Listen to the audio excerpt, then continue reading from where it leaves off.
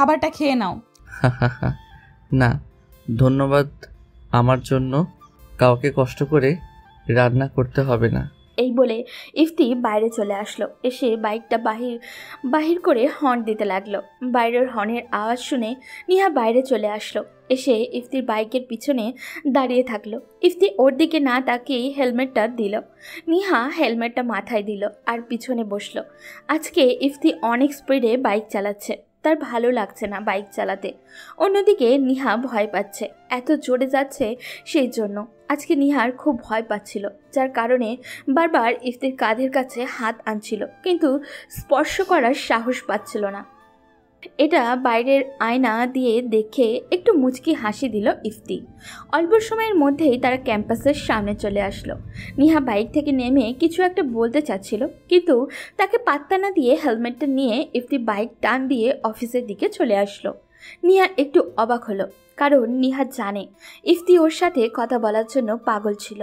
কিন্তু আজকে নিহা বলতে চাইলো, কিন্তু ইফতি পাত্তা দিল না। অবাক হয়ে নিজের কেবিনে গিয়ে নিহা ভাবতে লাগলো, কেন ইফতি কথা বলল না। হঠাৎই কালকে রাতের কথা নিহার মনে পড়ল যে ইফতি তো আর নিহার সাথে কোনো কথাই বলবে না প্রয়োজন ছাড়া, আর ইফতি তো তাকে খুব শীঘ্রই ডিভোর্স দিয়ে দেবে।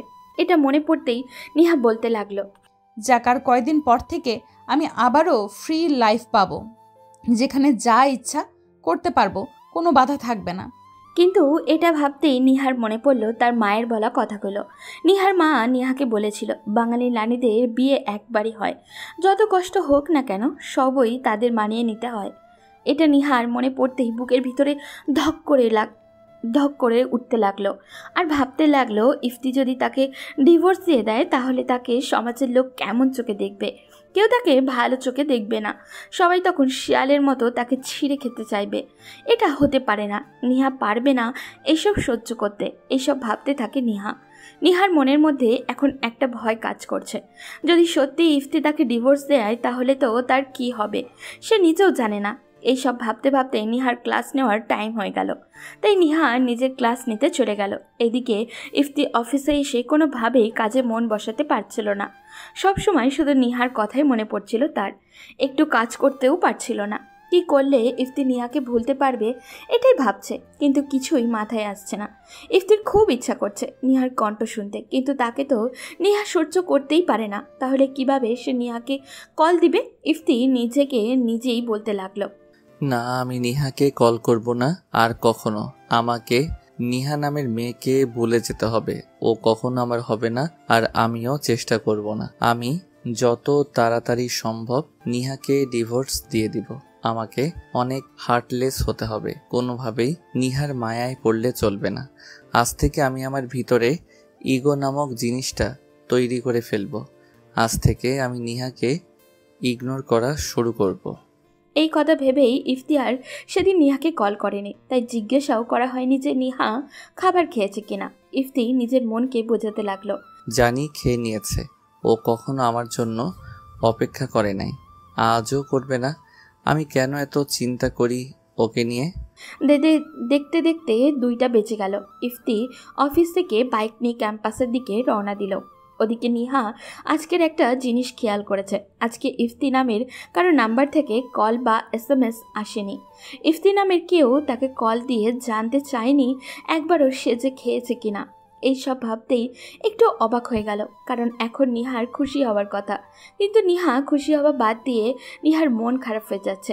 নিহা নিজেকে বলছে, আজকে তো ইফতি SMS বা কল দিয়ে ডিস্টার্ব করে নাই, তাহলে তো আমার খুব খুশি হবার কথা, কিন্তু আমি খুশি হতে পারছি না কেন? এটাকে কি ভালোবাসা বলে? দূর, এসব কি ভাবছি আমি। এরই মধ্যে ইফতি বাইক নিয়ে ক্যাম্পাসে পৌঁছে গেল। পৌঁছে দেখলো নিহা অন্য মনস্কভাবে কি যেন ভাবতেছে, তাই সে হর্ন বাজাতে লাগলো। ইফতির হর্নের আওয়াজ শুনে নিহা লাফিয়ে উঠল, হয়তো ভাবটার মধ্যে থেকে বের হয়ে আসলো ও। ইফতিকে দেখে একটা মিষ্টি হাসি দিল, তা দেখে ইফতির আবারও ফিদা হয়ে গেছে, কিন্তু সেটা নিহাকে বুঝতে দিল না। নিহাকে দেখে ইফতি এমন এক্সপ্রেশন করলো যা দেখে নিহা বুঝতে পারে ইফতি ওকে দেখে বিরক্ত বোধ করছে। ইফতির এমন এক্সপ্রেশন দেখে হঠাৎই নিহার হাসি ভরা মুখটা মলিন হয়ে গেল। নিহা হয়তো ইফতির থেকে একটা এক্সপেকটেশন করেনি, কিন্তু এতে ইফতির কিছু যায় আসে না। ইফতি যখন থেকে ওকে দেখাবে সে ওকে কতটা ঘৃণা করে। নিহা অনেকখানি কষ্ট পেলে ইফতির এই রকম ব্যবহার দেখে সে মুখটা মলিন করে বাইকের দিকে এগিয়ে আসতেছে, যা ইফতি লুকিং গ্লাসে দেখতে পাচ্ছে। নিহা এসে বাইকের পিছনে বসলো। ইফতি দেখেও না দেখার ভান করে নিহার দিকে না তাকিয়ে পিছনে হেলমেটটা এগিয়ে দিল। নিহা হেলমেটটা নিয়ে মাথায় পরে নিল। ইফতি কথা না বলে অনেক স্পিডে বাইক চালাতে লাগলো। এত স্পিড দেখে নিহা একটু ভয় পেয়ে যা বলল তা শুনে একটু না অনেকই অবাক হলো ইফতি। নিহা বেশ অদ্ভুত কণ্ঠে বলল, ইফতি প্লিজ একটু আস্তে বাইক চালাও, আমার খুব ভয় লাগছে। আর এত জোরে বাইক চালালে যদি দুর্ঘটনা ঘটে যায়। কি বলতেছেন আমি বুঝি নাই। নিহা আবারও বলল। এবার ইফতি বেশ অবাক হলো। নিহা তাকে তুমি করে বলছে। ইফতি একটা হারামি মার্কা হাসি দিয়ে ভাবলো হয়তো নিহা ভুল করে বলে ফেলেছে। ইফতি তাচ্ছিল্যে সুরে বলল, বাইক জোরে চালালেই কি আর আস্তে চালালেই বা কি? আপনার কিছু হবে না, আমি মরলে মরবো, আপনার কিছু হবে না, আর হলে শুধু আমার হবে। চুপচাপ বসে থাকেন আর আমাকে বাইক চালাতে দেন। ইফতি এটা বলে বাইকের আরও স্পিড চালাতে লাগলো। এবার আর নিহা কিছু বলল না। ইফতি স্পষ্ট দেখলো নিহার মুখে একটা ভয়ের ছাপ। এটা দেখে তার একটু খারাপ লাগলো, তাই বাইকের স্পিডটা একটু স্লো করে দিল। ইফতি এবার লুকিং গ্লাসের মাধ্যমে দেখল নিহা একটু খুশি হয়েছে। কিছুক্ষণের মধ্যেই তার বাসায় চলে আসলো। বাসায় এসে নিহাকে নামিয়ে দিয়ে বাইক রাখতে গ্যারেজে চলে গেল ইফতি, কারণ আজকে তার ভীষণ মাথা ব্যথা করছে, তাই আজকে আর অফিসে যাবে না। আর রাতে বেশি ঘুমাতেও পারেনি, তাই একটু ঘুমাবে এখন। বাইক রেখে রুমে গিয়ে দরজা খুলে ইফতি যা দেখলো তা দেখার জন্য ইফতি মোটেও প্রস্তুত ছিল না। ইফতি দেখলো নিহা কাপড় চেঞ্জ করছে। ইফতি দেখেই চিৎকার করলো, কিন্তু নিহা কিছুই করলো না, আবার কিছু বললেও না, শুধু একটু মুচকি হাসি দিল। এবার ইফতি অবাক না হয়ে পারল না, কারণ যে তাকে একদমই সহ্যই করতে পারে না আর আজ তার সব কিছু দেখে ফেললো ইফতি, তাও সে কিছুই বলল না। ইফতি নিজের কাছেই খারাপ লাগতে লাগলো, কারণ যে তার না তার কোনো কিছু দেখার বা স্পর্শ করার অধিকার ইফতির নেই। তাই এবার ইফতি একটু রেগে গিয়েই বলল, এই আপনি কি দরজা লক করে চেঞ্জ করতে পারেন না? দরজা লক করে নেই তো কি হয়েছে? তুমিও তো নক করো নাই, ডিরেক্ট রুমে ঢুকে পড়ছো, এতে আমার দোষ কিসে? তুমি করে বলাতে ইফতি অবাক হয়ে বলল, আই অ্যাম সো সরি, আমি ইচ্ছা করে কিছু দেখি নাই, ভুল করে রুমে ঢুকে পড়েছি, তাই সব দেখে ফেলেছি। এখানে সরি বলার কি আছে? তুমি তো দেখেছো, আর তো কারো দেখো নাই, তোমার তো অধিকার আছে দেখার। মানে কি? মানে কিছু না। দেখেন, আমার এগুলোর অধিকার নাই, কারণ আপনি আমাকে এইগুলোর অধিকার কখনো দেন না। এটা অন্যের হক। অন্যের হক মানে? হ্যাঁ, এটা অন্যের হক, কারণ আর কিছুদিনের মধ্যেই আমার আর আপনার কোনো সম্পর্ক থাকছে না। আপনাকে মুক্তি দিয়ে দিচ্ছি, আপনাকে আমি ডিভোর্স দিচ্ছি। ইফতির কথা শুনে নিহা আকাশ থেকে মাটিতে পড়ল, কারণ নিহা যা ভাবছে তাই হচ্ছে। এটা শুনে নিহা তোতলাতে তোতলাতে বলল, কি ডিভোর্স? হ্যাঁ, ডিভোর্স। আমি আর এই মিথ্যা সম্পর্কে থাকতে চাই না। আমি রাখতে চাই না কাগজ কলমের কোনো সম্পর্কে। ইফতি এটা বলেই রুম থেকে বাইরে চলে আসলো। এসে গেস্ট রুমে ঘুমিয়ে পড়ল। অন্যদিকে নিহার পায়ের নিচ থেকে মাটি সরে গেল। নিহা যেটা ভাবছিল সেটাই হচ্ছে। নিহা এবার কান্না করে দিল, ভাবতে লাগলো, আমার কি তাহলে সবার মতো হবে? না, কখনোই হবে না।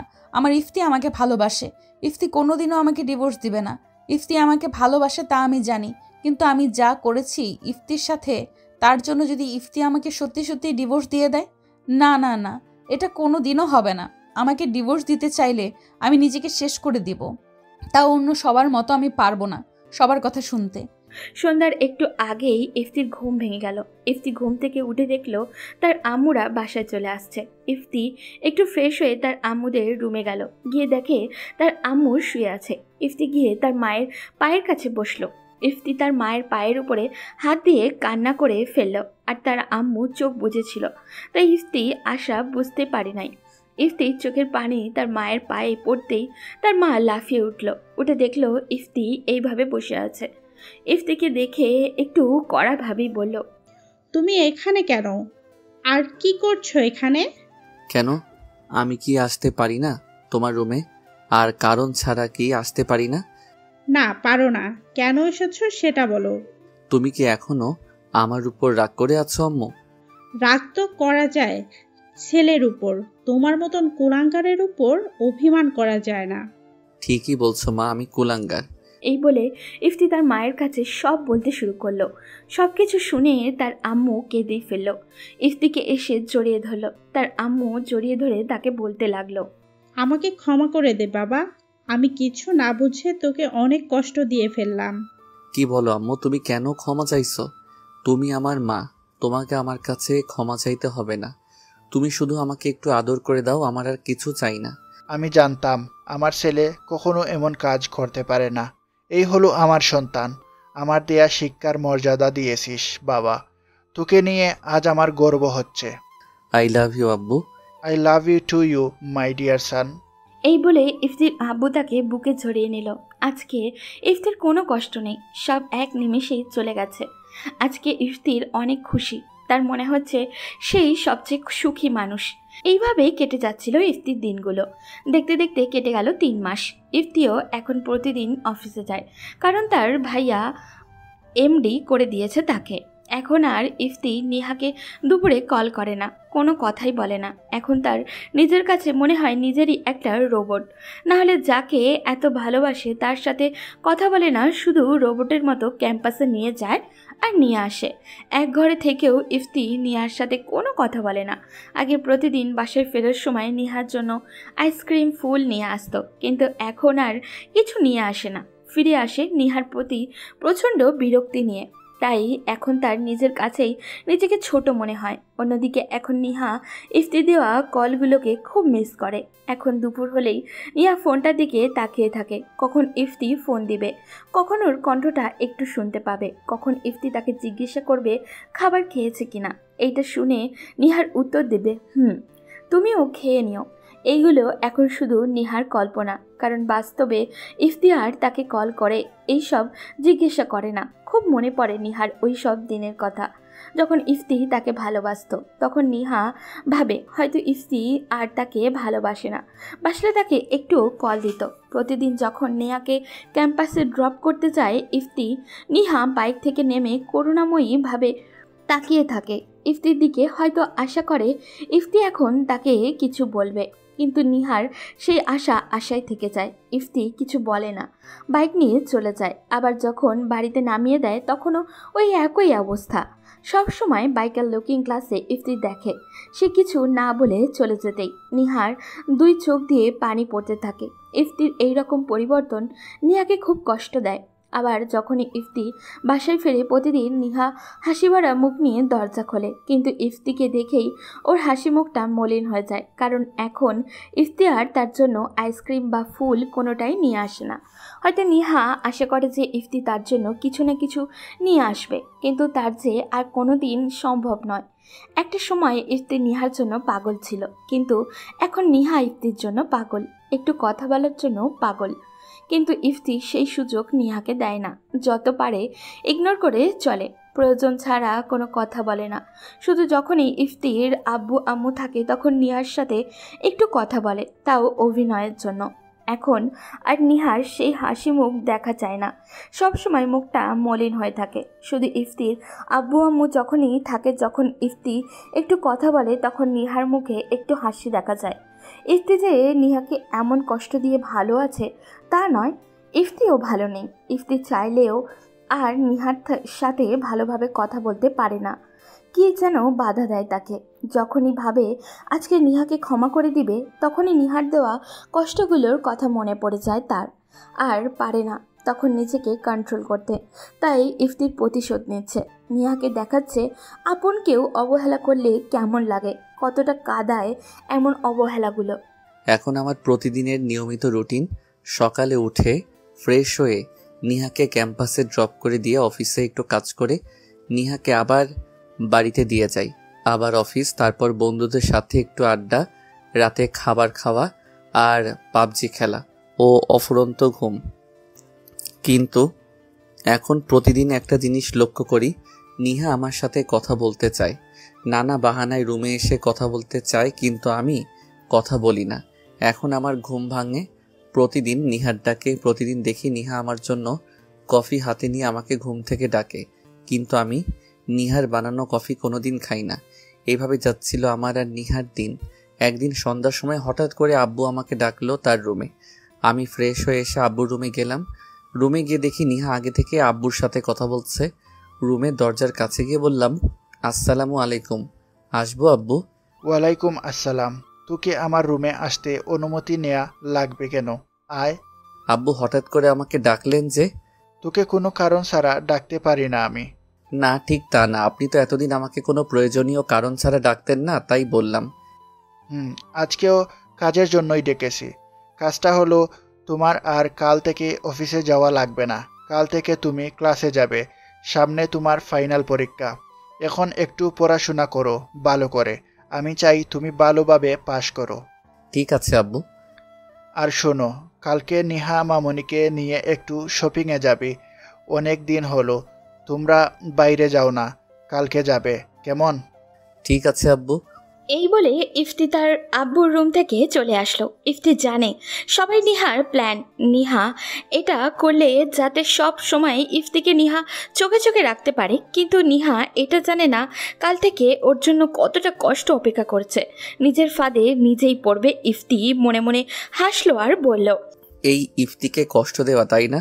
তোমাকে আমি এত কষ্ট দিব যে তুমি মুক্তি চাইবা, কষ্ট সহ্য করতে না পেরে। এইসব কথা মনে মনে বলতে বলতে ইফতি রুমে এসে পাঞ্জাবি খোলা শুরু করলো। এরই মধ্যে নিহা রুমে চলে আসলো। এসে ইফতির সামনে দাঁড়িয়ে বলল, একটু কথা ছিল তোমার সাথে। তোমার কি সময় হবে? আমার সবার জন্যই সময় আছে, কিন্তু আমার জন্য কারো সময় নাই। বলেন, কি বলবেন? আসলে বিছানায় আমার একা ঘুমাতে খুব ভয় করে। মনে মনে বললাম, জানি এটা একটা বাহানা মাত্র, আমার বুকে ঘুমাতে চাও, কিন্তু এটা এত সহজ না। এরপর তার দিকে তাকিয়ে ভাব দেখিয়ে বললাম, তো আমি কি করব? কি করবা জানি না, আমার ভয় করে। তুমি আজ রাত থেকে আমার সাথে ঘুমাবা। ঘুম আর আপনার সাথে, তাও আবার এক বিছানায়? নো ওয়ে, কোনোভাবেই সম্ভব না। আর আমার মনে হয় আপনার কোনো অসুখ হয়েছে, আপনি ডাক্তার দেখান। কেন, আমি কি বাঘ নাকি যে আমার সাথে ঘুমালে আমি তোমাকে খেয়ে ফেলবো? আর আমার অসুখ হয় নাই, আমি পুরোপুরি সুস্থ আছি। যা বলছি সুস্থ মস্তিষ্কে বলতেছি। বাঘের সাথে ঘুমালে তাও আশা থাকবে সে আমাকে মেরে ফেলবে না, আর মারলেও সম্মান রেখে মারবে। হয়তো ওর মনে একটু মায়া হবে আমার জন্য, কিন্তু আপনার কাছে আমি কোনো আশাই পাই না। জানি না আবার কি করে বসবেন, হয়তো এটাও আপনার প্রতিশোধের কোনো নতুন উপায় আমাকে ফাঁসানোর। ইফতির কথা শুনে নিহা এবার কেঁদে দিল। নিহা কান্না করে বলল, আমি খারাপ জানি, তাই বলে এতটা খারাপ না। আমি জানি আমি অনেক বড় ভুল করে ফেলেছি, তাই সেই ভুল শুধরানোর চেষ্টাই করছি। আমি একটু ন্যাকামো করে বললাম, আমি তো কাদার মতো কিছু বলি নাই। কই, আমি কাঁদছি না তো। চোখের ভেতরে পোকা গেছে হয়তো, তাই চোখ দিয়ে পানি পড়তেছে। ঠিক আছে ঠিক আছে, আমি আপনার সাথেই ঘুমাবো, কিন্তু ইফতির এই কথা শুনতেই নিহার দেহ যেন প্রাণ চলে আসলো। এতদিন যার মুখটা সবসময় মলিন, ইফতির এই কথাটা শুনতেই যেন আগের মতো হাসি ভরে উঠল। মনে হলো যেন বিশ্ব জয় করে ফেলেছে। নিহা মুচকি হেসে বলল, কিন্তু কি? না কিছু না, এমনি বললাম। কিন্তু এর মধ্যেই নিচ থেকে ইফতি আর নিহাকে ডাক দিল ইফতির আম্মু খাবার খাওয়ার জন্য। ইফতি আর নিহা খেতে যাচ্ছে। ইফতি মনে মনে বলছে, যাক বাঁচা গেল, আর সোফায় শুতে হবে না। ইফতি আর নিহা খাবার খেতে গেল নিচে। ইফতি গিয়ে বসলো খেতে, আর নিহা আর ইফতির আম্মু সবার খাবার বেড়ে দিতে লাগলো। ইফতি খাবার খাওয়া শুরু করলো, কিন্তু আজকের খাবারটা অন্যরকম লাগছে তার কাছে। অন্যরকম স্বাদ ছিল আজকে, কিন্তু কিছু বলল না সে। ইফতি সবার মতো না যে রাগ দেখিয়ে খাবার না খেয়ে সারা রাত কষ্ট করবে। খাবার খাওয়া শেষ করে সে বলতে শুরু করলো, আম্মু আজকে রান্না কে করছো? কেন, আজকের খাবার বুঝি খুব বেশি টেস্টি হয়েছে, তাই না? যাই হোক, আগে বলো কে রান্না করছে। আজকে রান্না করেছে আমার মেয়ে নেহা মামনি। খুব সুন্দর হয়েছে, তাই না? নামটা শুনেই একটু অবাক হলো ইফতি, কারণ আজকের রান্নাটা খুব সুন্দর হয়েছে, কিন্তু নিহাকে বুঝতে দেওয়া যাবে না যে ভালো হয়েছে। তাই একটু ভাব নিয়ে ইফতি বলল, ভালো না ছাই, এই তরকারি কেউ খায় কখনো? একদম বাজে হয়েছে, এর চাইতে আমি ভালো করে রান্না করতে পারি। ইফতির মুখে এই কথা শুনে নিহার মুখটা কালো হয়ে গেল। ইফতির মনে হলো আর কিছু বললেই এখনই বৃষ্টি শুরু হয়ে যাবে, তাই আর কিছু বলল না। এদিকে ইফতির কথা শুনে তার আব্বু বলে উঠল, ওই একদম মিথ্যা কথা বলবি না। ও না বললে কি হবে? মামনি, তোমার রান্না অনেক সুন্দর হয়েছে। সুন্দর না কচু? এত ফালতু কেউ রান্না করে নাকি? যদি এতই বাজে তাহলে তুই খাবার সম্পূর্ণ খাইলে কিভাবে? তো কি করব শুনি? সারা রাত না খেয়ে থাকবো নাকি? আমি এতটা পাগল না। তুই কি আমাকে পাগলা পেয়েছিস? তরকারি খারাপ হলে তুই খেলি কেন? তাহলে আমি হাড়ে হাড়ে চিনি। ও যাই বলুক না কেন, তোমার রান্না অনেক ভালো হয়েছে। ইফতি এবার ধরা খেয়ে গেছে, তাই আর কিছু বলল না, সরাসরি রুমে চলে আসলো। রুমে এসে ভাবতে লাগলো, শালার কোনো কিছুই ঠিক মতো করতে পারি না। তবে বউ একটা পেয়েছি যার সব গুণই আছে। তবে রান্না কিন্তু দারুণ করে। অনেক ভালো লাগছে আজকে রান্না। এইসব ভাবতে ভাবতে আবারও পাবজি খেলা শুরু করলো ও। এর মধ্যেই নিহার আগমন রুমে। ইফতিকে গেম খেলতে দেখে যেন আর সহ্য করতে পারল না, এক প্রকার রেগে গিয়েই বলে ফেললো, এই তুমি কি বাচ্চা ছেলে নাকি যে সব সময় এইসব ফালতু গেম খেলবে? তোমার কি এখন আর গেম খেলার বয়স আছে? আমি ছোট নাকি বড় হয়েছি নাকি? আর গেম খেলতে কোনো বয়সের দরকার হয় না। গেম খেলতে ভালো লাগে তাই খেলি। তুমি ছোট তাই না? কালকে হবে ছেলের বাপ আর সে কি না ছোট ছেলে, আর তুমি গেম খেলতে পারবে না। গেম খেলা দেখলে আমার খুব রাগ হয়। আমি আর আমার আবার ছেলে, হা হা হা। যার বউ নামক প্রাণীটাই নেই আর তার আবার নাকি ছেলে হবে। আপনার কিসে রাগ হবে আর কিসে হবে না তাতে আমার কি? আমি তো আপনার কিছু হই না। আমি খেলবো, 100 বার খেলবো। ইফতির কথাটা শুনেই নিহার মুখটা কালো হয়ে গেল। তারপরও মিথ্যা একটা হাসি দিয়ে বলল, তুমি আমার কি হও আর না হও তা শুধু আমি জানি। বলেন, আপনি কি জানেন? আমিও শুনতে চাই, বলেন। না থাক, সব বলবো না। যদি মন নামক কিছু থাকে তাহলে বুঝে নাও। আমার মন নামক কিছু আছে তাই বুঝতেই পারি আমি আপনার কিছু হই না। আমি আপনার কাছে কাগজে কলমে স্বামী। আমি আপনার জীবনের অভিশাপ। আপনি আমাকে ঘৃণা করেন, আমি এটাই বুঝতে পারি। ইফতির কথা শুনে নিহা কেঁদেই ফেলেছে। কাঁদতে কাঁদতে বলল, না, তুমি যা বুঝছো তা সত্যি না। তুমি ভুল জানো। আগে এমনটাই ভাবতাম, কিন্তু এখন আর। হা হা হা। এখন আর কি? তুমি কি কিছুই বুঝতে পারো না? না, আমি কিছুই বুঝতে পারি না। আমি যা বুঝতে পারি তা আমি বলেই দিয়েছি, আর জানি আমার ভাবনা মিথ্যা না। আমি কিছু হই না আপনার। আপনার মনে আমার জন্য কোনো জায়গা নাই, শুধু আছে ঘৃণা।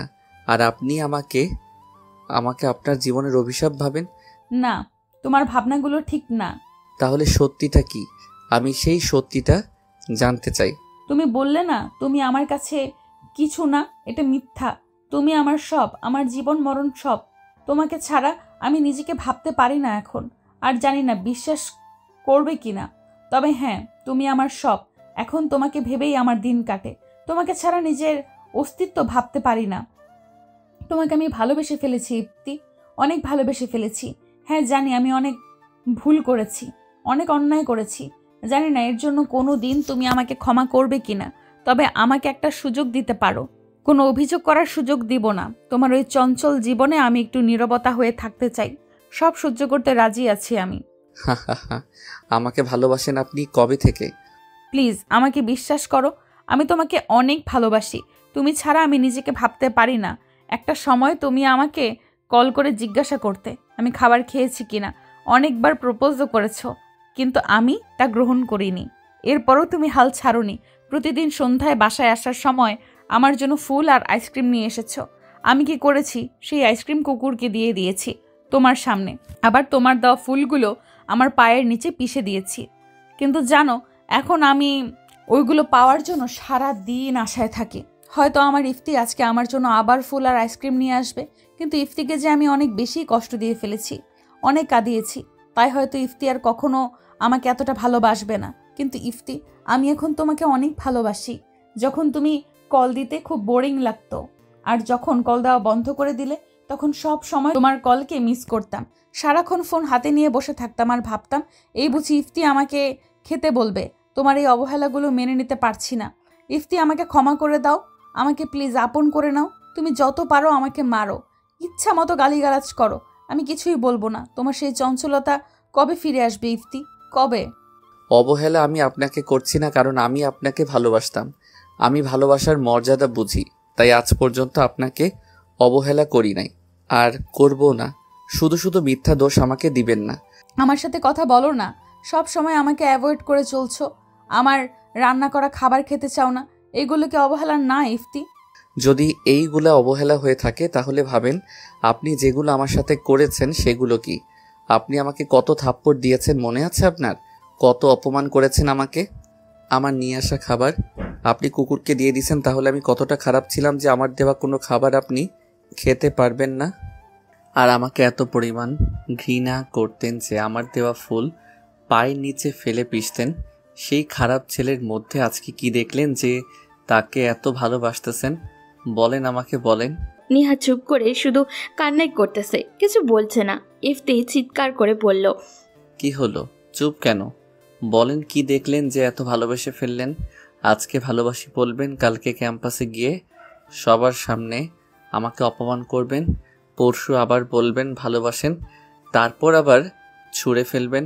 আমাকে কি কোনো ফুটবল মনে হয় আপনার, যে আপনি যেভাবে পারেন আমাকে নিয়ে খেলবেন? আপনি নাটক খুব ভালো করেই জানেন, আপনাকে তো অস্কার দেওয়া উচিত। ইফতির এই কথা শুনে যেন নিহার কান্নার মাত্রা আরো বৃদ্ধি পেয়ে গেল। কান্না করতে করতে বলতে লাগলো, তোমার যত ইচ্ছা বকো আমাকে, তবুও প্লিজ ফিরিয়ে দিও না। আমি পারবো না বাঁচতে তুমি ছাড়া। প্লিজ আমার ভালোবাসা নিয়ে সন্দেহ করো না। আপনার কথা শুনে আমার খুব ঘুম পাচ্ছে আর খুব হাসি পাচ্ছে। হায় রে মেয়ে মানুষ, তোরা কত নাটক জানিস। হইছে কি আপনার নাটক শেষ? আমি কোনো নাটক করছি না, আমি শুধু আমার মনের কথাটা বলছি। বলো, কি করলে তুমি আমাকে ক্ষমা করে দিবে বলো, আমি তাই করব। ভেবে বলছেন তো? ভেবেই বললাম, তুমি যা বলবে আমি তাই করতেই রাজি। কিচ্ছু করতে হবে না, শুধু আমার ওইসব দিনগুলো ফেরত দাও, যে দিনগুলো আমি কান্না করে করে পার করেছি। তোমার ভালোবাসা পাওয়ার জন্য ব্যাকুল হয়ে গিয়েছিলাম, যে রাতগুলো আমি না খেয়ে কাটিয়েছি সেই সব রাতগুলো ফিরিয়ে দাও। যে রাতগুলোতে তোমার করা অপমানের জন্য সারা রাত ঘুমাতে পারি নাই, দাও, ফিরিয়ে দাও। এগুলো সম্ভব না, কিন্তু ইফতি, এর চাইতে ভালো দিনগুলো আমি তোমাকে দিতে পারি। পরের দিনগুলোতে এত ভালোবাসা দিব যে তুমি সব ভুলে যাবে। প্লিজ ইফতি, আমাকে একটা সুযোগ দাও। এই দেখো সেই আংটিটা, যেটা দিয়ে তুমি আমাকে প্রপোজ করেছিলে, দেখো আমি এটা রেখে দিয়েছি। প্লিজ এটা আমাকে পরিয়ে দিয়ে আবার আপন করে নাও। আপনার মনে আছে একটা কথা, যে আজকের পর আর কোনো দিন আমাকে পাবেন না? সত্যি কথা, আমাকে আর আপনি কখনো পাবেন না। দেখেন, আমি আপনাকে বলছিলাম আপনি একদিন আমার জন্য কান্না করবেন, আমাকে এত ভালোবাসবেন যে আমাকে পাওয়ার জন্য ব্যাকুল হয়ে পড়বেন, কিন্তু সেদিন আমাকে পাবেন না। আজকে সেই দিন, সত্যি আপনি আমাকে পাবেন না কোনো দিন আর এখন ভালোবাসি না আপনাকে। এই বলে ইফতি আংটিটা কেড়ে নিল নিহার হাত থেকে। ইফতি যে নিহার থেকে আংটিটা কেড়ে নিবে এটা কখনো নিহা ভাবেনি। নিহা এখন বুঝতেছে কষ্ট কাকে বলে, ভালোবাসার মানুষটা অবহেলা করলে কেমনটা লাগে। ইফতি আংটিটা কেড়ে নিতেই নিহা কান্না করতে শুরু করলো। ইফতি আংটিটা নিয়ে মেঝের উপরে ফেলে দিল, কোথাও যেন হারিয়ে গেল সেটা। ইফতি আংটিটা ফেলে দিয়ে নিহার দিকে ঘুরতেই নিহা দৌড়ে এসে ইফতিকে জড়িয়ে ধরলো। ইফতির বুকের মাঝে নিহা মাথা চেপে ধরলো আর ইফতিকে অনেক জোরে চেপে ধরলো, এমনভাবে ধরলো যেন ছাড়লেই ইফতি পালিয়ে যাবে। যদিও ইফতি তাই চাইছিল, তবু নিজেকে সামলিয়ে বলল, কি হচ্ছে এসব? কিচ্ছু হচ্ছে না। প্লিজ ইফতি, আমাকে তাড়িয়ে দিও না তোমার এই বুক থেকে। আমি পারবো না বাঁচতে তোমাকে ছাড়া। তুমি অনেক কঠোর হয়ে গেছো। তুমি কি দেখতে পাচ্ছ না তোমার নিহার কত কষ্ট হচ্ছে? তোমার ভালোবাসার মানুষটা আর নিতে পারছে না। তুমি কি বুঝতে পারছো না তোমাকে ছাড়া বাঁচা আমার পক্ষে সম্ভব না? I can't a life without you. You are my life, you are my oxygen. Love you so much. Please Ifti, আমাকে বাঁচতে দাও তোমার বুকে। হা হা হা, আপনার মুখে এসব কথা মানায় না। আপনি কোনোদিন কাউকে ভালোবাসতে পারেন না, আর আমি এখন আর আপনাকে ভালোবাসি না। একটা সময় ছিল অনেক ভালোবাসতাম, কিন্তু এখন আর সেই দিন নেই। আর কোনো দিন আমি আপনাকে ভালোবাসবো না, কারণ আপনি আমার মনটাকে ভেঙে দিয়েছেন। এখন আর আমার মাঝে ভালোবাসা বলে কোনো জিনিস নেই, তাই আমার পক্ষে আর সম্ভব না কাউকে ভালোবাসা, আর আপনাকে তো কখনোই না। I don't love you because I hate you so much. আমি জানি তুমি আমাকে ভালোবাসো, অনেক ভালোবাসো। শুধুমাত্র আমার উপর রেগে থাকার কারণে তুমি এমন বলতেছো। আমি আপনার উপর রেগে নেই, কারণ আমার সেই অধিকার নেই। সেই অধিকার আপনি অনেক আগেই কেড়ে নিয়েছেন। দেখো, আমি জানি আমি অনেক ভুল করেছি। আমি জানি তুমি সহজে আমাকে ক্ষমা করতে পারবে না, কিন্তু আমি জানি তুমি আমাকে অনেক ভালোবাসো ইফতি। আমি তোমার মতো না। আমি তোমাকে অনেক কষ্ট দিয়েছি, সেই কষ্ট তুমি সহ্য করেছো। যদিও তোমার অনেক কষ্ট হয়েছে, কিন্তু বিশ্বাস করো আমি না তোমার মতো না। তোমার মতো আমার এত শক্তি নেই। আমি পারবো না এত কষ্ট সহ্য করতে। আমি সত্যিই মরে যাব তুমি ছাড়া। ইফতি, আমাকে ক্ষমা করে দাও। দেখুন, একটু বোঝার চেষ্টা করেন। আমার পক্ষে সম্ভব না আর আপনাকে ভালোবাসা। আমি এখন আপনাকে ঘৃণা করি, আর সামনের মাসেই আমাদের ডিভোর্স। তাই এইসব নাটক বাদ দেন। যে কয়দিন এই বাড়িতে আছেন ভালোভাবে থেকে যান। এই কথা শুনে যেন নিহার পায়ের নিচ থেকে মাটি সরে গেল। নিহা শুধু ইফতির দিকে করুণ দৃষ্টিতে তাকিয়ে রইল আর কান্না করতে লাগলো। কান্না করতে করতে নিহা বলতে লাগলো, তুমি সত্যিই আমাকে ডিভোর্স দিবা? তো আপনাকে মিথ্যা আমি কেন বলবো? আমি আপনাকে ডিভোর্স দিব? ঠিক আছে, আমার আর কোনো কথা থাকলো না। আমি কি এত বড় অপরাধ করছি যে আমাকে ক্ষমা করে দেওয়া যায় না? এত ঘৃণা করো আমাকে যে আমার মুখটাও আর দেখতে চাও না? ঠিক আছে, আমি চলে যাব তোমাকে ছেড়ে, অনেক দূরে চলে যাব। তবুও দয়া করে আমাকে ডিভোর্স দিবে এটা বলো না। আমি মরে যেতে রাজি, তবুও তোমার দেওয়ার ডিভোর্স পেপারে আমি সাইন করতে পারবো না, কারণ আমি ইফতির বউ পরিচয় মরতে চাই। এই বলে নিহা কথা বলা বন্ধ করে দিল ইফতিকে। ইফতিকে যেহেতু নিহা জড়িয়ে ধরেছিল, শুধু ওই ধরেছিল, তাই হঠাৎই মেঝেতে পড়ে গেল ইফতি। কিছু বুঝে ওঠার আগেই নিহা মেঝেতে পড়ে গেল অজ্ঞান হয়ে। এক প্রকার ভয় পেয়ে ইফতি নিহা বলে চিৎকার করলো। ইফতির চিৎকার শুনে পাশের রুম থেকে তার আব্বু, আম্মু, আপু, ভাইয়া, ভাবি সবাই চলে এসে দেখে নিহা মাটিতে পড়ে গেছে। ইফতি নিহা মাটিতে পড়ে থাকা দেখে মাথা কাজ করা বন্ধ করে দিয়েছে। সে ভাবতেই পারে না এমন কিছু হয়ে যাবে। তার মাথার মধ্যে শুধু একটা কথাই ঘুরপাক খাচ্ছে, আর তা হলো নিহার কিছু হলে সে নিজেকে কখনো ক্ষমা করতে পারবে না। ইফতি এইসব ভাবছে, আর তার আপু আর ভাবি নিহাকে নিচ থেকে বেডে উঠাচ্ছে। আর ইফতির আম্মু ইফতিকে জিজ্ঞাসা করছে কি হয়েছে, কিন্তু ইফতির মুখ দিয়ে কোনো কথা বেরোচ্ছে না, শুধু নিহার দিকে তাকিয়ে আছে। সে এক নাগাড়ে। তাকে এমন দেখে ইফতির আম্মুরা সবাই বুঝিয়ে নিল তার সাথে কিছু হয়েছে। এদিকে ইফতির আব্বু ডাক্তারকে কল করেছে, আর রিয়া পাশে থাকা গ্লাসে পানি নিয়ে নিহার মুখে ছিটিয়ে দিল। দুইবার দিতেই নিহার চোখ খুলল। এটা দেখে একটু শান্ত হলো ইফতি, কিন্তু পরেক্ষণেই তাকাতেই দেখে নিহা ওই অবস্থাতেও কান্না করা শুরু করেছে। চোখ থেকে এক নাগাড়ে পানি পড়ছে। এটা দেখে অনেক কষ্ট হচ্ছিল তার। নিহাকে এমন কান্না করতে দেখে ইফতির ভাবি আর রিয়া জিজ্ঞাসা করতে লাগলেও কি হয়েছে তার, কিন্তু নিহা কিছু বলছে না, শুধু নীরবে কান্না করেই যাচ্ছে। ইফতির আব্বু ফোন করার 10 মিনিট মধ্যেই ডাক্তার সাহেব চলে আসলো। এসেই নিহার পাশে বসে চেক করে কিছু ওষুধ দিয়ে গেলে আর বলে গেল নিহার নাকি শরীরটা খুব দুর্বল। আরও বলল নিহা নাকি ঠিকমতো খাবার খায় না, ঘুমায় না, ঠিকমতো খাবার খেতে বলে গেল। ইফতি নিহার দিকে তাকাতেই দেখলো নিহা এখনও তার দিকে করুণ দৃষ্টি করে তাকিয়ে আছে, আর ওর চোখ দুটো রক্তের মতো লাল হয়ে গেছে। ওর চোখ মনে হচ্ছে ইফতিকে বলছে ক্ষমা করে দাও ইফতি, আমাকে ক্ষমা করে দাও। আমি না হয় না বুঝেই তোমাকে কষ্ট দিয়েছি, তুমি বুঝে কেন দিচ্ছ? ইফতি আর তাকিয়ে থাকতে পারলো না ওর দিকে, তাই গিয়ে সোফাতে বসে পড়ল। ইফতি বসতেই তার আম্মু কাছে এসে বলল, কি হয়েছে ওর? তুই কি ওকে কিছু বলেছিস? তোদের মধ্যে আজ কয়দিন কি চলছে তাই বল। ইফতি কিছু বলতে যাবে এমন সময় নিহা বলে উঠল, আম্মু, ও আমাকে কিছু বলেনি, হঠাৎ করে মাথাটা ঘুরলো, তারপর আর জানি না। ওই সময় তো ও ওয়াশরুমে ছিল। ইফতির আম্মু আর কিছু বলল না। আম্মু এক প্রকার রাগ করেই চলে গেল, কারণ ইফতির আম্মু জানে কিছু না কিছু তো সে বলেছে নিহাকে, নইলে নিহার এমন হবে না। ইফতি একটু অবাকই হলো। তাকে বিপদে থেকে বাঁচানোর জন্য নিহা মিথ্যে বলল। সত্যিটা বললে হয়তো ইফতিকে আজকে খবর করে দিত। রিয়া আর ইফতির ভাবি অনেকক্ষণ ধরেই নিহাকে ওষুধ খাওয়ানোর চেষ্টা করছে, কিন্তু কোনোভাবেই পারছে না।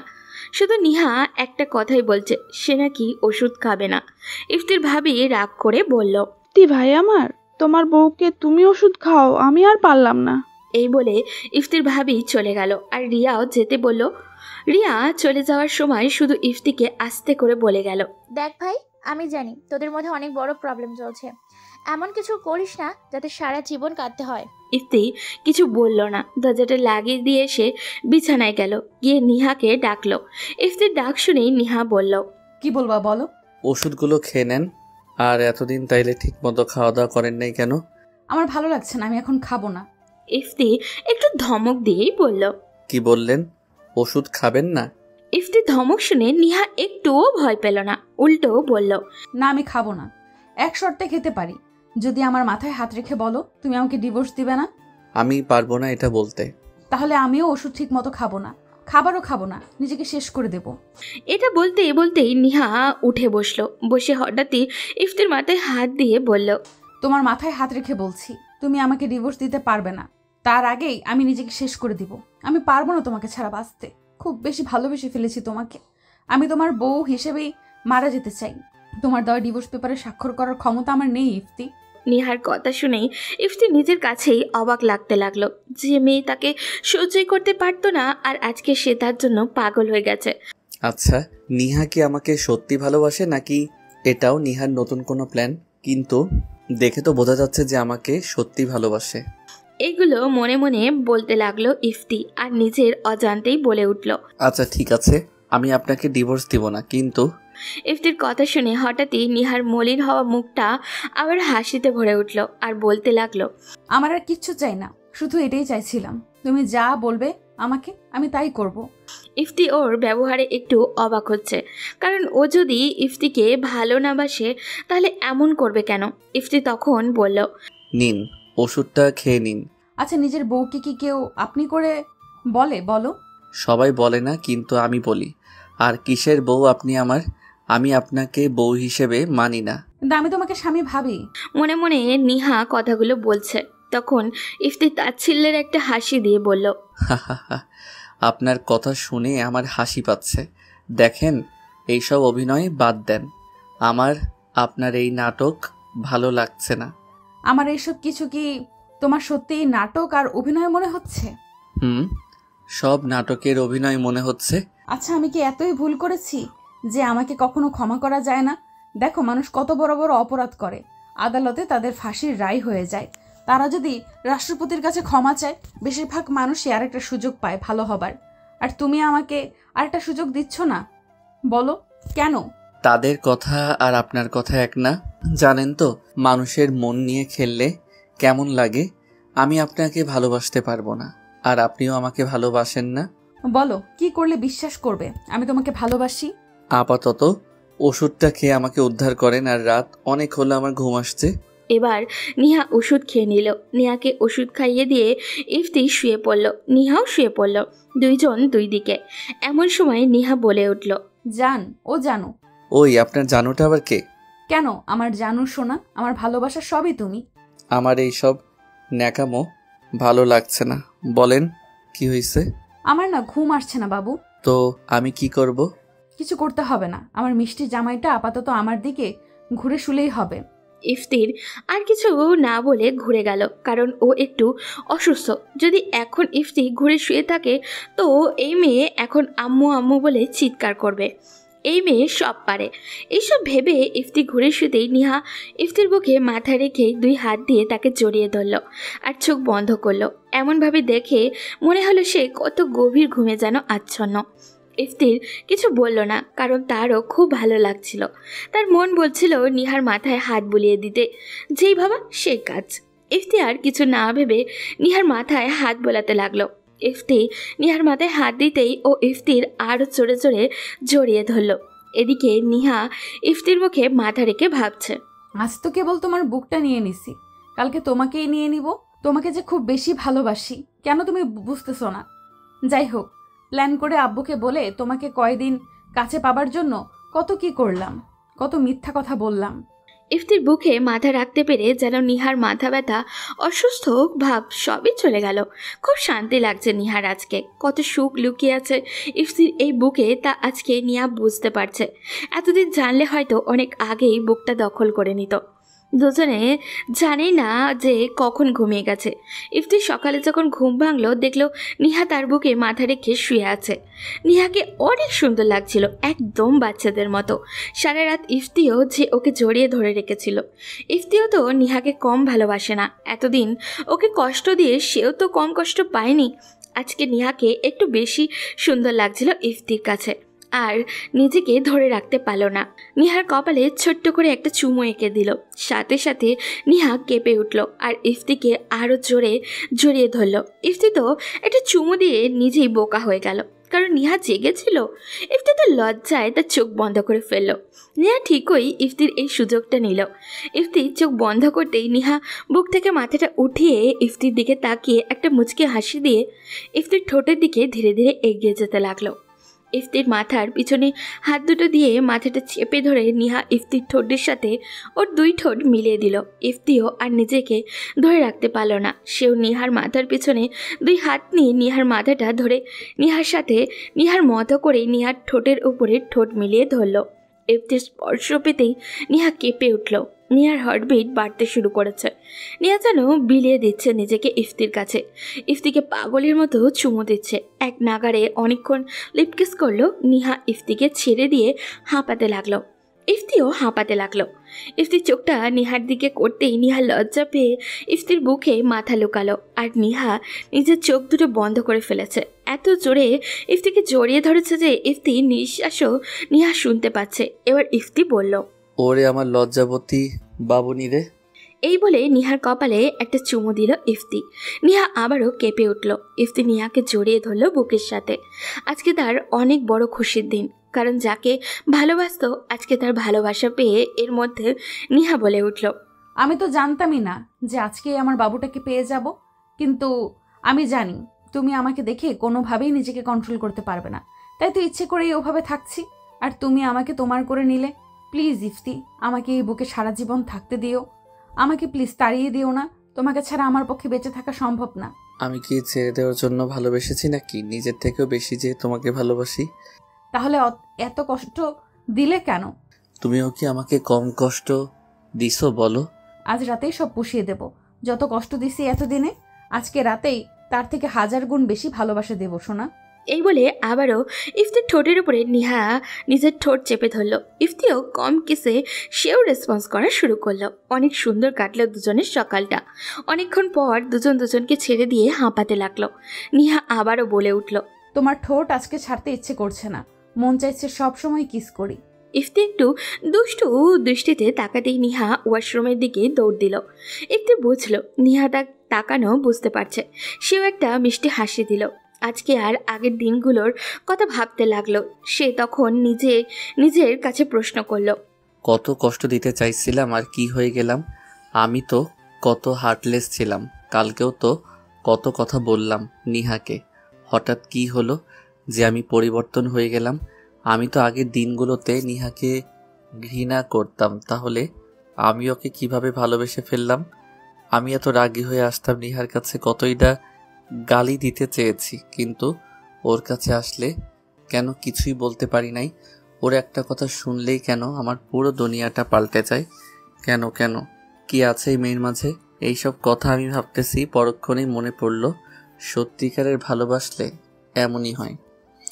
যাকে ভালোবাসা যায় তাকে কখনো কষ্ট দেওয়া যায় না। তাকে দেখলেই সব রাগ পানি হয়ে যায়। যার কথা শুনে পুরো দুনিয়াটা পাল্টে যায়। হ্যাঁ, আমিও নিহাকে সত্যিকারের ভালোবাসতাম আর বাসি, ভবিষ্যতেও বাসবো। এরই মাঝে নিহা ওয়াশরুম থেকে বাইরে আসলো। দেখলাম একটা কালো শাড়ি পরেছে। কালো শাড়িতে নিহাকে আরও সুন্দর লাগছিল।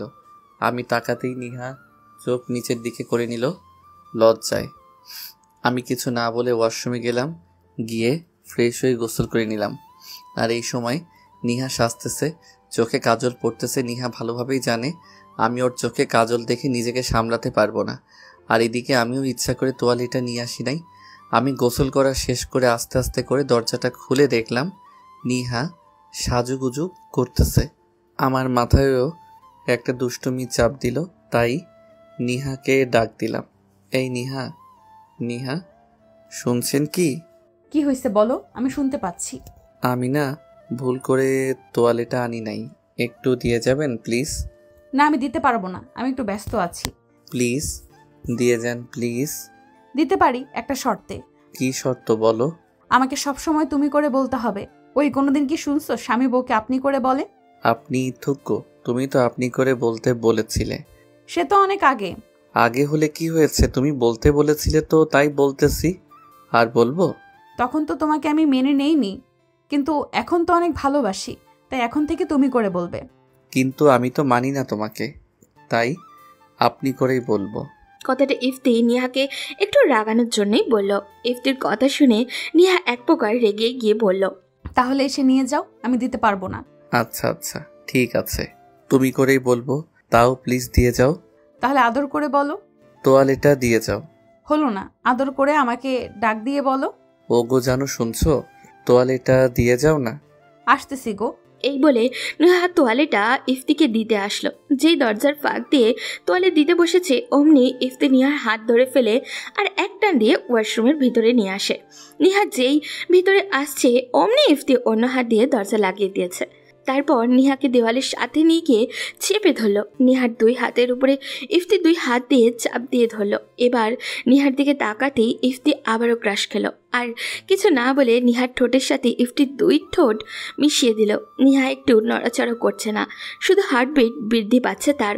এটা ইফতি বুঝতে পারছে। ইফতি এবার নিহার ঠোঁট ফেলে নিহার ঘাড়ের চারপাশে কিস করতে লাগলো। এতে নিহা আরও পাগল হয়ে গেল। ইফতি সুযোগ বুঝে নিহাকে ছেড়ে দিল আর ধাক্কা দিল। ইফতি তাকিয়ে দেখলো নিহা হাঁপাচ্ছে আর ওর হার্টবিট অনেক বৃদ্ধি পাচ্ছে।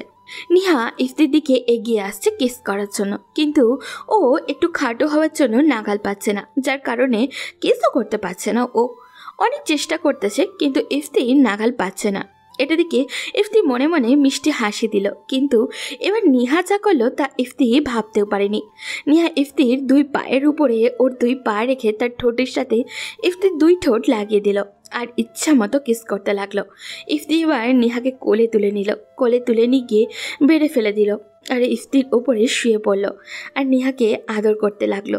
ইফতি নিহার কানে কানে বলল, সবাই তো রাতে বাসর করে, আমি না হয় দিনেই করি।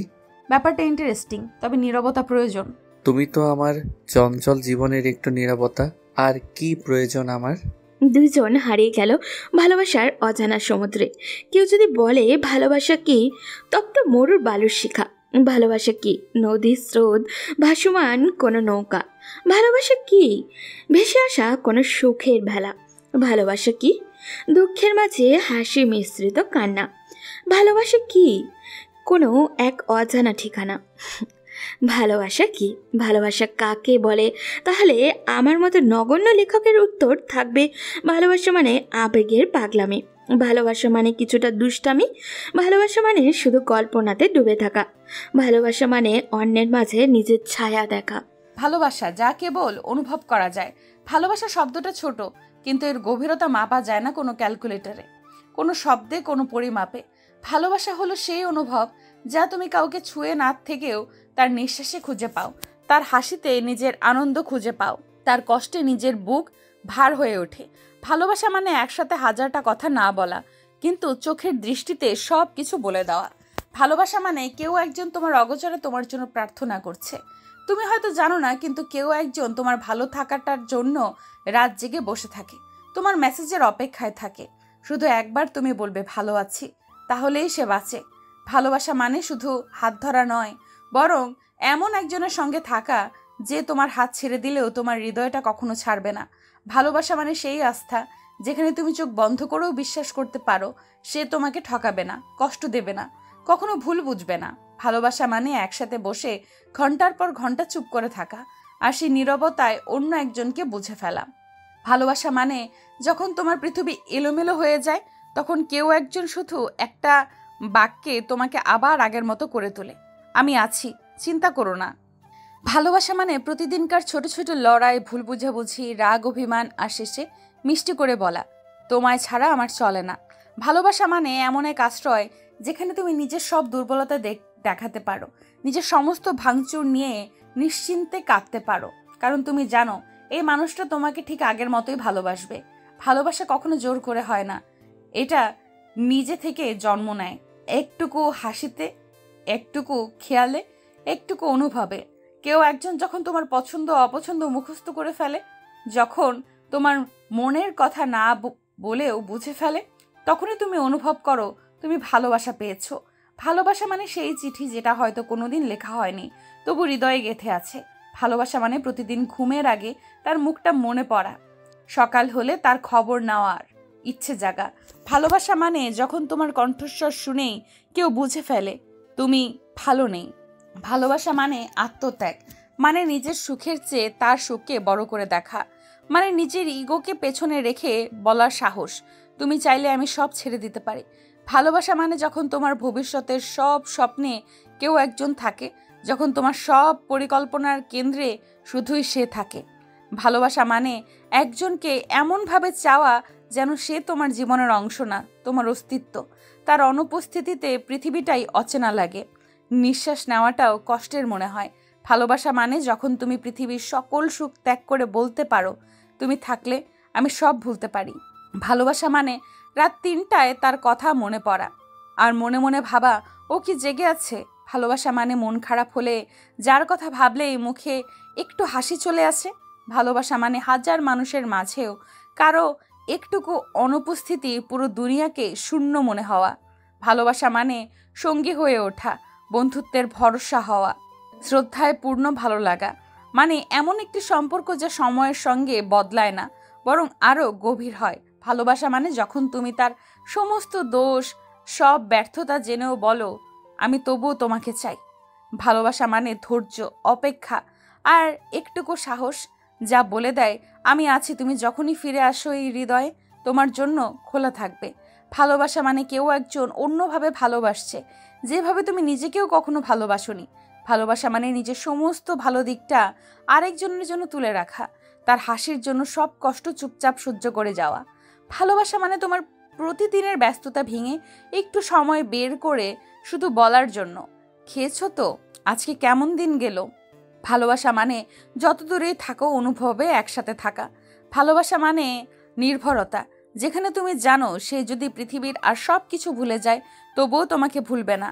ভালোবাসা মানে যত ঝড় ঝাপটাই আসুক সে মানুষটা তোমার হাত ধরে বলবে তুমি পাশে থাকলে আমি সব পারি। ভালোবাসা মানে নিজের ভুলগুলোকেও মেনে নেওয়া, নিজের অহংকারকে ভেঙে ফেলা আর প্রতিবার বলার সাহস রাখা তুমি আমার সবচেয়ে বড় প্রাপ্তি। আজ না হয় এই পর্যন্তই, দেখা হবে পারে পরবর্তী কোনো গন্তব্যে। সেই পর্যন্ত সবাই ভালো থাকবেন এবং সুস্থ থাকবেন। আল্লাহ হাফিজ। প্রিয় বন্ধুরা, গল্পটা কেমন লাগলো নিচে কমেন্ট করে আপনাদের গঠনমূলক মতামত অবশ্যই জানাবেন। আপনাদের এক একটা মন্তব্য আমাদের জন্য ভীষণ মূল্যবান। আর হ্যাঁ, ভালোবাসা নিয়ে একটি ছোট্ট কিন্তু হৃদয় ছোঁয়া কথা অবশ্যই লিখে যাবেন, কারণ আপনাদের ভালোবাসাই আমাদের এগিয়ে চলার প্রেরণা।